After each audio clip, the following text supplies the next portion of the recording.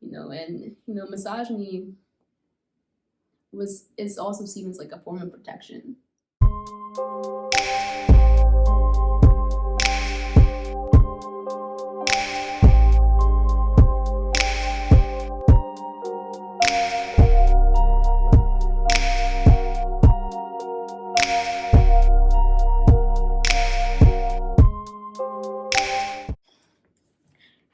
Welcome back, or just welcome if you're new to my channel. My name is Bethany, for those who don't know.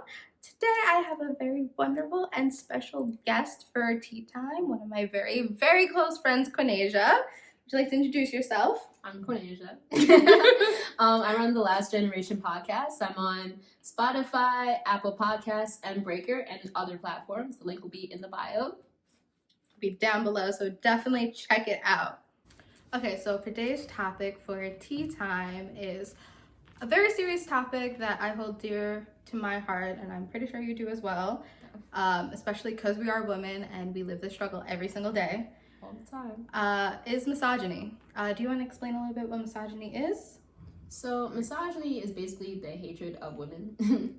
pretty, wow. Pretty exclamatory, honestly. In regards to the feminist movement, we have a lot of serious topics that we want to discuss, but mostly so the treatment of women in various situations. We're talking about the workplace, we're talking about relationships, and how women treat each other. And interracially, within the race, there's like a lot of different topics that we can go off on, and we could probably talk for hours. We definitely could talk for hours, because we definitely did talk about this for hours beforehand in this exactly. video. We definitely have to remember what we talked about. But it's a really important topic, especially what's going on with everything that's happening right now. Several laws that have been passed in the US regarding women's rights. So buckle up, it's going to be a long ride. Yeah, I'm excited to take the ride. Okay, so I don't know if many of you have been familiar with this term, but there is a separate category for women, of Black women in general. Mm-hmm. Misogynoir. Am I saying that right? I believe so. When I first learned it, I was taking a hip hop class for my sociology classes, senior year of college. Basically, misogynoir is the hatred of Black women. Specifically dark-skinned women as well, because it ties into colorism and texturism and different intra-racial issues within the race, especially the Black race. It happens in Latino culture, it happens in Asian culture, but right now we're talking about misogynoir in Black and Latino culture, especially in American culture, because it's really prevalent. It's prevalent in our hip-hop, it's prevalent in general conversation, it's prevalent in how police treat Black women regarding sexual crimes versus white women, and it's just prevalent in how we're treated versus other women outside of this race. It really does tie into colorism and texturism. It also ties into racism, and it's another battle that we have to fight and overcome. I actually spoke about it on my podcast, The Last Generation. It's on Spotify. Shameless plug again. So we're talking bias, internal bias that may be had regarding people of darker complexions. And for example, I'll start with the medical community, actually. The rate that Black women and Latino women are killed more so than others. Not to say that doctors are out here purposely killing Black people, but there is a stereotype out that like women of color and Black women are quote unquote stronger than white women or lighter women, and that leads to them not, I guess, just in general, just not seeing the medical problems that they're dealing with. Exactly, because like our pain tolerance is higher, or they're less likely to believe that we believe that there's a problem. Several experiences I've had in the medical community is where, my mom or I would say that there's something is wrong, and I would like to look further into that. And, I'll have a doctor tell me, well, it's not that big a deal, it's not that serious. And I have a friend who goes into, the medical community and says, well, I'm having a similar problem. And you need to be put on iron pills right away, you need to be put on this right away, this, that, and the other thing. And it's like, but when the situation was happening to me, it wasn't that big of a deal. Right. I saw this thing on Twitter. They were saying that if you are a woman of color or a Black woman, if a doctor denies you of a test that you want to take or any further testing, you have to ask them to report why they're saying that they don't want you to be tested. And then probably 9 times out of 10, they'll reconsider the testing and let you actually take the test that you would like to take. Definitely. So. That actually, personal story? Up to you. This is all it's what you want to put out there. So for a really long time, we believed that I was anemic. Went to several doctors. You know, where I grew up, I had a really awesome Latino doctor and pediatrician. So she was always taking us seriously, but something happened where they switched. It usually happens in clinics like this for low-income people. We don't really get the chance to pick our doctors or pick who is going to help us. So there was a switch, and I received a white male doctor.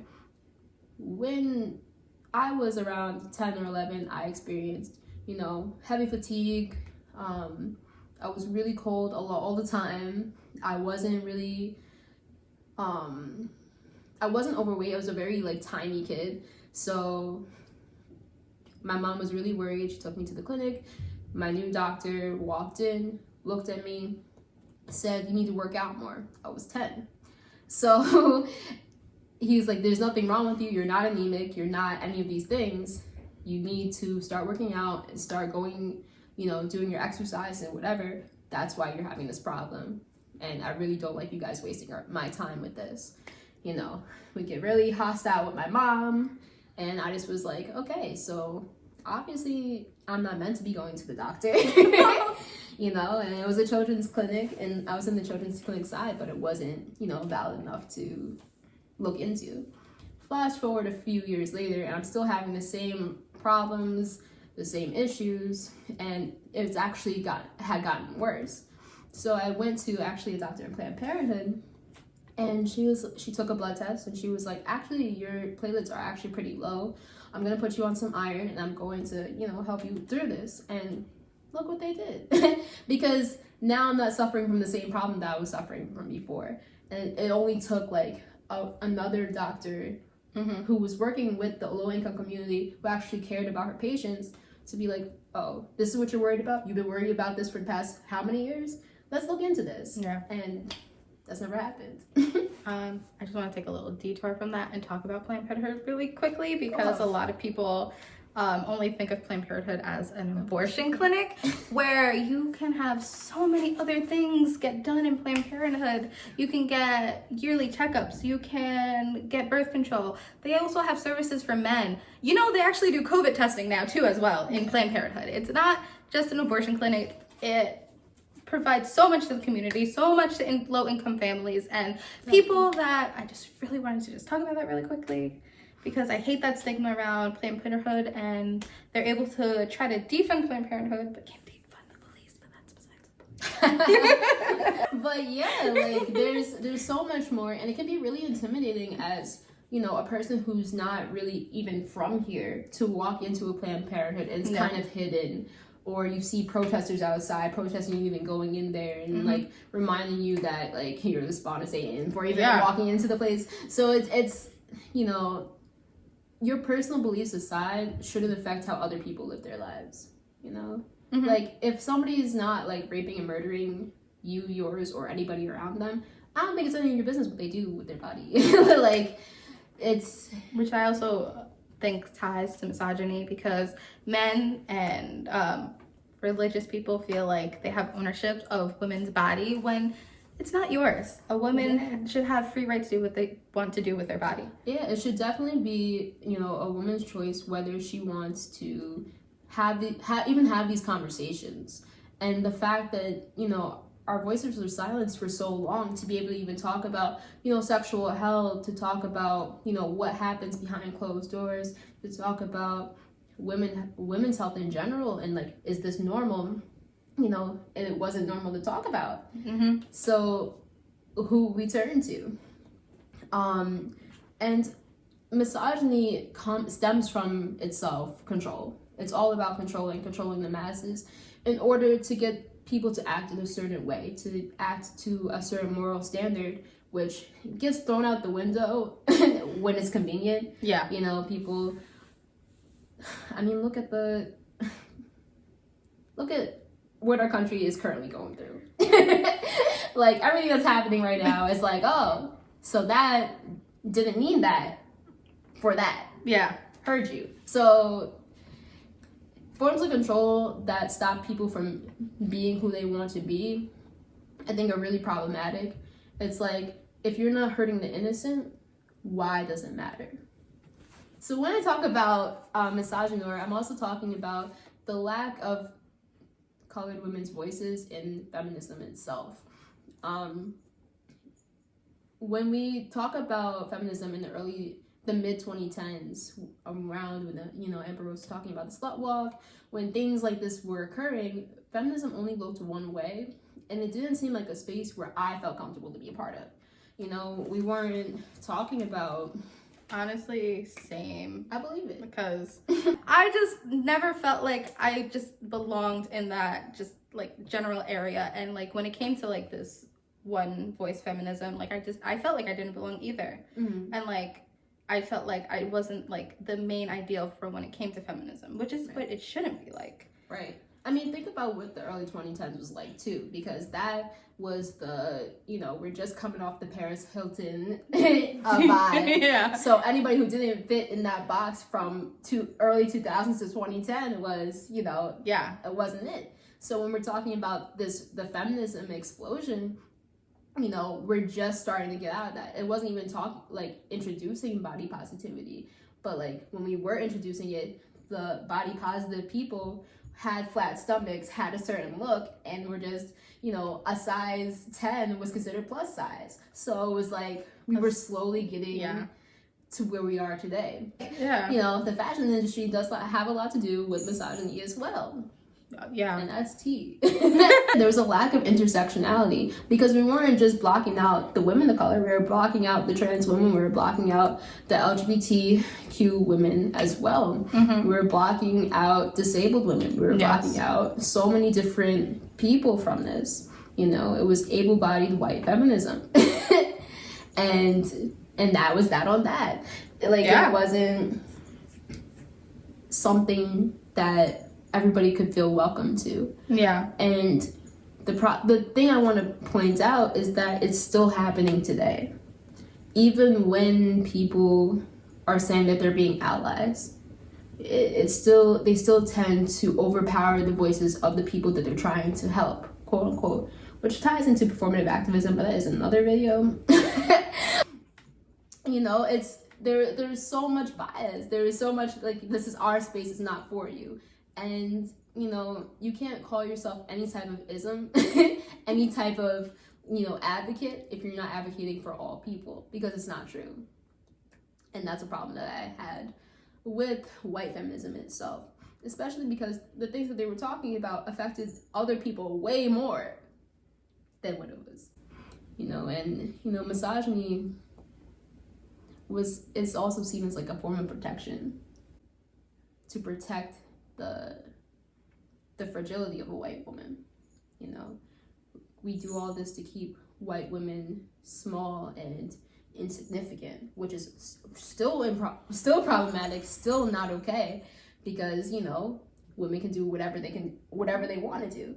But you can see it in how it's played in religion, kind of. You can see, we want virgins who know how to set a table and keep their man happy at home and all this other stuff, and not sexually fluid, not, doing the most. Which actually leads us to double standards that Is where I was going with that. Segue. But yeah, and that protection of that white fragility was really damaging because it separated women of all creeds, but it also separated white women within their communities as well, because it was the white women that realized that this substandard, that's not for me, and the white women are like, okay, but we're okay, we are safe. Like, I don't really want to do any of all that you want to do. Like, it's really interesting to see, you know, I'm a social science nerd, but it's really interesting to see how society kind of switched and turned on its point from the 1950s to now. Like, every decade was a new era for women and women's rights, and it was so amazing what they did in the forefront.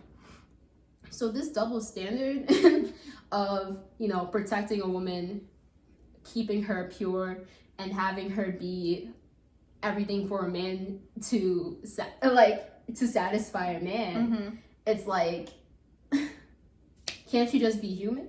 No one's ever willing to have an open-minded discussion. Not everything can be controlled. You know, you can't control who's going to be a virgin their whole life until they get married. Like, it's not really plausible for a lot of people, especially with rape culture. But we'll get into that a little later. And not even just rape culture, like just like the dating culture we're in now, it's like, how do you expect someone to be a virgin when all you guys are doing is meeting on dating apps? Yeah, like, it's like they expect women to either have never had sex at all or to have no less than one other body, and then when the time comes to be in a relationship, it's like, okay, but you're only supposed to have this one body, but you have to please me like you've had 27. And it's like, whoa, nobody even had this conversation with me, and I don't even have to give you this conversation. Like, do you even have the body count conversation with a partner? Like, should you? Is it important? Does it matter? I mean, personally, I did, because I'm very curious, and I kind of, it's just more of like a curiosity thing. It's not like I'm gonna judge. And I also kind of like to lay it out there. Like, it's kind of like me sticking it to man, you know, in a way. Like, I'll let you know how many bodies I have. Like, if you don't like it or not, then that's fine with me. Like, then don't be with me. So, like, that's personally how I went about that situation with many of the partners that I've had in the past. So, but obviously, that's not how it's gonna be with like everyone. For me, it's more of a relationship type of thing. Like, because for men, it's easier for them to love them and leave them. But the people that they were with for a long period of time, those are the people that mattered. Those are the people that I want to understand why it didn't work out between you. So I don't want, like, my partner to have a female friend that they've had for years, but they also had a sexual relationship at some point. I'm not jealous, but I would feel a little insecure if you never told me that happened. Like, if you were real with me from, like, off rip and told me and explained, like, what it was that between you guys, that's fine. I don't care about your body counts, but I do care about your relationship counts. Because they matter. And, you know, people, I don't want to stereotype men, but men tend to hold on to what's dear to them and really let go of people they really don't care about. Because many people have that story. It's like, oh, he was talking to me for whatever, but talking to you meant like texting you straight for 2 weeks and then stopped and then decided to hit you up like 4 weeks after not talking to you, and then you guys had relations. So let's move to sexuality. So sexuality, and I mean like orientation and promiscuity, that ties in with body count, of course, but like that is also a double standard, because it's okay for a man to have 47 bodies and counting, but it's not okay for a girl to have that. It's okay for a man to raise his son to go forth and experience the world, but his daughter, he'll keep them in the house and doesn't want any boys near them. It's like, if you have a father and let's say they have a son and a daughter around the same age, right? Let's put this in perspective really quick for everyone. So your father and your daughter is 16 and your son is 17, let's say, whatever. Your son, he just lost his virginity for the first time. The father will most likely high five the son and be like, "Attaboy, like, you go get him." And then show me a picture. And then with the daughter, if she even brings up, like, let's say dating or anything, the father would be like, "Shotgun." Exactly. You know I got a gun, or like, you know I'll kill him if he puts his hands anywhere near you. That's double standard. If we're not raising our kids with the same mentality, you're going to make the same mistakes. They're going to make those same mistakes that you wanted to protect them from. Mm-hmm. We don't realize that people aren't all raised this and held to the same standard. Mm-hmm. Like, you know, I believe that I was really immature up until like last month. Like I really believe that people had a certain level of morality in regards to their treatment of other people, their belongings, their bodies, whatever. Like there's lines that people wouldn't cross, but there's no lines that no one would ever cross. They'll cross every single one of them, you know? And it was astounding and it was scary, and I want to prepare my future kids for that. I wouldn't want to raise them where they're not ready to understand how to deal with this situation, or raise them where they feel like they're afraid to talk to me about all these things. Yeah. And that's a fear of like sheltered girls, where they feel like they shouldn't be able to, they can't tell their mom everything that has ever happened. They can't tell their dad whatever occurred. And we have a lot of situations where things happen and the statute of limitations is up and nothing can be done about it. Yeah. It's damaging, honestly. In general, when it comes to, I guess, favoritism towards boys than girls, it's like if you think about like an education system or in class, let's say if a girl's bra strap is showing or her shorts are too short, like she'll be the one who is getting sent home because it's a distraction to the boy. And it's like they don't realize that, like, oh, maybe you should just teach your boy not to distracted by a bra strap.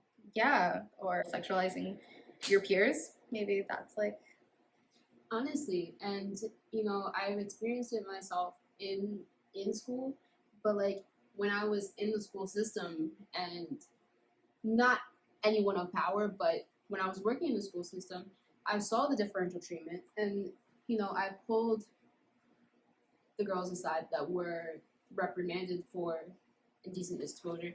They were wearing leggings. The leggings were too tight, and it's like leggings and a t-shirt. They're just really just living their lives. But you let the boys walk around in tank tops. That's a problem. And, you know, pulling the girls aside, basically telling them that they're in trouble for how they showed up to school. And it's like the teacher that pulled them aside said, you know, you're really distracting all these boys here. And that's not, you know, proper. And, you know, I stepped in and I was like, that's not... Don't listen to what he said. Just don't listen to that, because it's not your fault. Yeah. It's not your fault that a boy would look at you and have thoughts about you. Can we control thoughts? No. I mean, you could be taught to treat other people with respect, or to just mind your own business. Yeah, you could think whatever you want to think, but don't act on it. Yeah. Like, and you know, the thing was that they also put the idea in the boys' heads, because the boys saw these things. They weren't making comments. And not, like, my students were the best students, honestly. But, like, they wouldn't go out of their way to make comments because they were raised to respect women. And I saw it. And they would always address other boys being disrespectful, at least the students that I was working with. So, yeah, students can be immature and they can, you know, say things they shouldn't say. And that's a way to avoid it. But we have to come up with a different way to have these conversations without penalizing children for just being.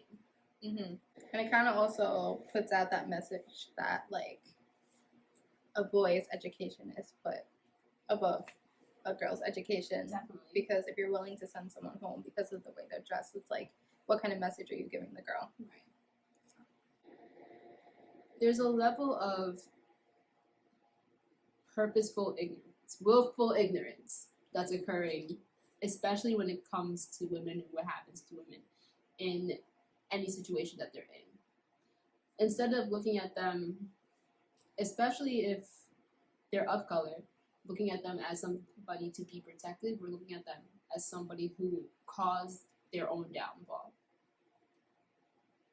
When it comes to victim blaming, and what, like I was saying with misogyny, or I know I'm saying it wrong, we look at certain people and we're like, well, you know, she looks like she could have been in that corner anyway. Like What was she doing in that part of downtown? Oh, she's from that area? Well, she already knew it was going to happen. And it's like we're already jumping to conclusions about this person and not what somebody else did to them and what they experienced. Because that's what it's about.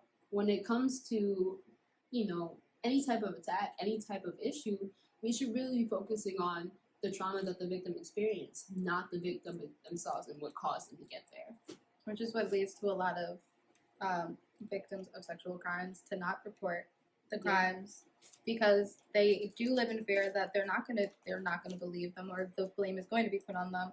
And on top of that, they already feel the blame on them already just because of it happening.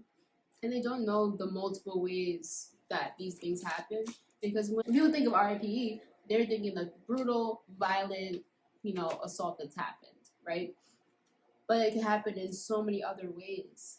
So many other ways that these things are happening that the victim doesn't even know that it occurred to them until they realize later on, maybe 5 years later, that this is the thing. Or maybe they came to terms with it in their own mind. Or they were explaining a situation to someone, like, as innocently as possible, and then that other person is like, oh, wait, like, do you know what happened? Do you realize what's going on? And then it hits that person. Right. And, we weren't ever taught that this wasn't okay. Like, there wasn't a time where it was like, okay, so this is what this is. This is everything that consent is, and this is everything that consent is not. Never had that. Now that we're having these open conversations, which really, feminism did lead the way to have these conversations. So I am happy that we got this far. This is every way that this is not okay. Yeah. If you ever say no in any type of sexual situation, you have that right to step back. But yeah, there's like multiple levels that these things fall on. And the problem is that we're not teaching other people because this can happen to multiple genders, multiple races, everybody. We're not teaching everybody consent. We're not teaching everybody what it is. We're letting things pass. We're ignoring boys when they're saying that this is what happened. We're making fun of them. We're ignoring women when they're saying this is what happened, making fun of them and judging them. So it's like anything that ever happens, it's pushed aside, thrown aside, and the same mistakes are perpetuated. For a strong feminist woman to be in a relationship, does she have to make any concessions? I feel like, let's say, because there's some people who don't consider themselves feminists, but like they're all for women's rights, which is understandable. So like I don't really want to use the word feminist when it comes to that, because of what we talked about earlier with the one voice feminism. So I feel like some people don't identify with the word feminist, but I feel like when it comes to a healthy relationship, or if you're a woman who is all about equality and you're looking for your equal rights with your partner, yeah, that's just it. Like, they're just looking for equality. I know I'm looking for equality in my relationship. Right. What does equality look like? Well, for me personally, because this looks different in every relationship, but for me personally, me and my Keem, we're 50-50 with, like, everything. 50-50 with rent, when it comes to groceries, 50-50. Some bills we kind of like split up in different ways, but like we try to equalize it as much as possible. Like he'll get one bill that's like this much and I pay this bill that's like around the same amount. So like we try to keep it 50-50 as possible. And I want to be looked at as his equal. Right. Like, yes, I'm his girl and whatnot, and I want to be taken care of. But like at the same time, I'm your equal. Like, I never want to be talked down upon. Like, don't disrespect me. Don't call me names. I'm not going to do that to you. You're not going to do that to me. Right. So we need to have this mutual respect on, like, all levels and, like, understand that.